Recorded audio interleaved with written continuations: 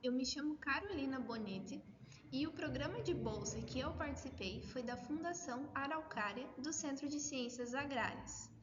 O meu projeto ele foi titulado como 1,25 de hidroxicolicalciferol sobre o metabolismo de cálcio em bovinos. Os autores são Carolina Bonetti, Júlio César Maier e Douglas Machado de Souza, sob a orientação do professor Erington Egídio Lisboa Valente. Então, como uma breve introdução, o controle fisiológico do cálcio sanguíneo ele foi realizado pelo paratormônio, que é o PTH, das glândulas paratireoides para estimular a reabsorção de cálcio, os ossos, e aumentar a reabsorção renal de cálcio.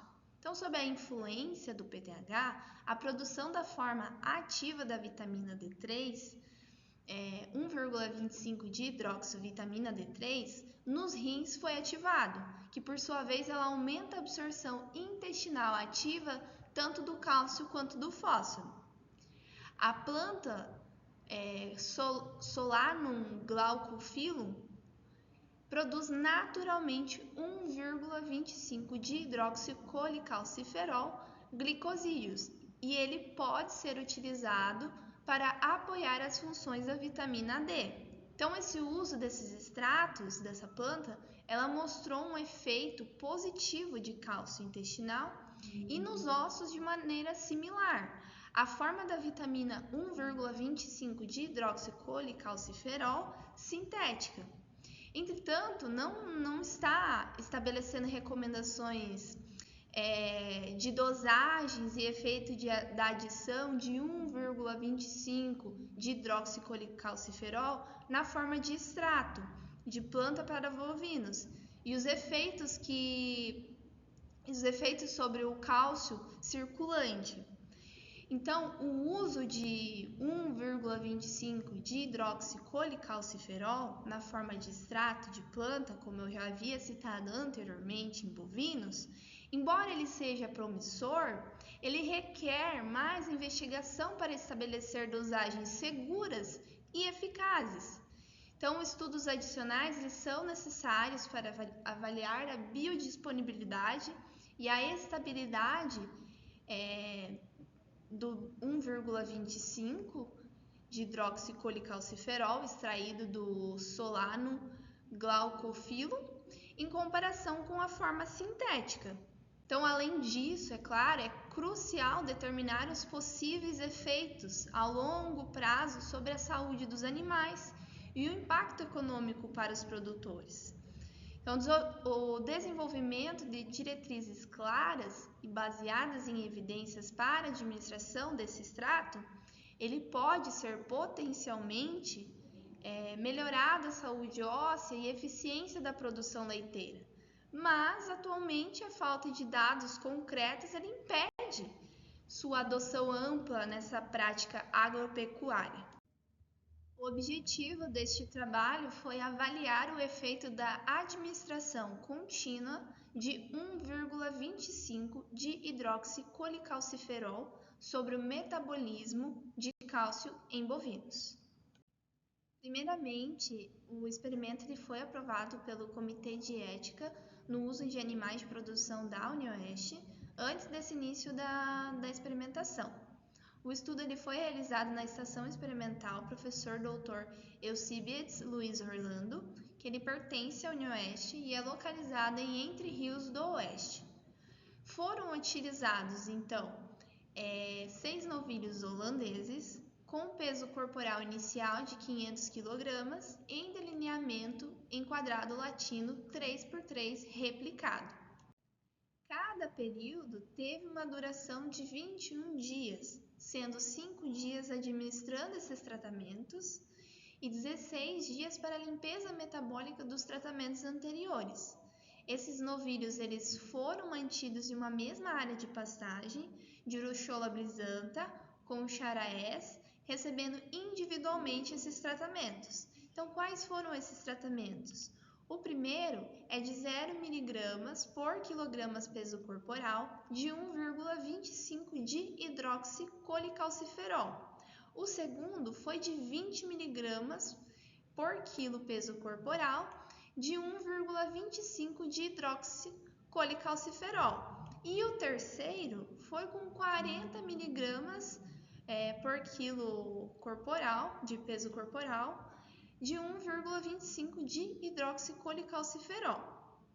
Então, a fonte de 1,25 de hidroxicolicalciferol ele foi extraído seco da planta Solanum glaucophyllum